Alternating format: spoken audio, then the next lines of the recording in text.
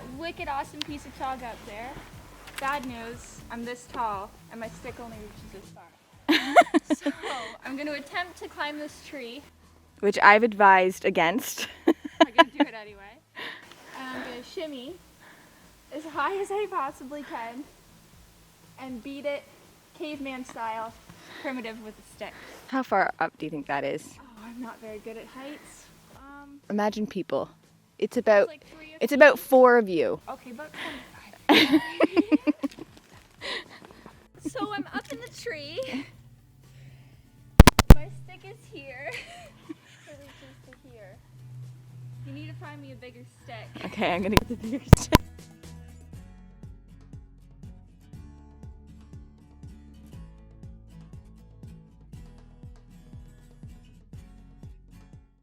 So we're about 10 minutes into a winter hike and we stumbled upon this nice chunk of chaga, so we're gonna bust it down and take it home with us.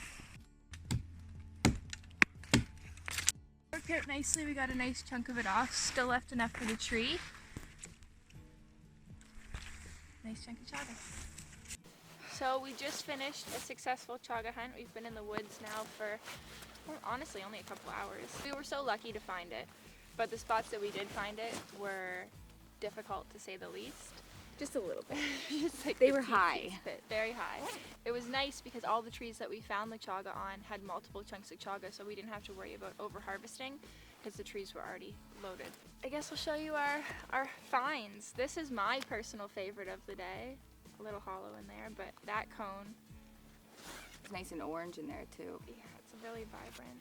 And this was our first find. We were so stoked on this one. We got it. We're like, yes, it's a successful day. And this tree right here, actually, on the opposite side, there's 2 nice chunks. So we took one little, Which nice is funny little one. because we were here last year. We literally had breakfast here and never noticed it before. Ate breakfast beside this tree and it was there the whole time.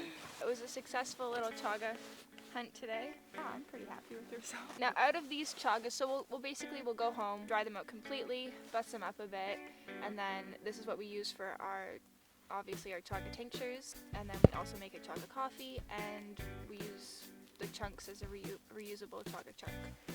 Just keep watching for us and we will slowly post our updates as we go. For sure. And we'll see you guys next time, I guess.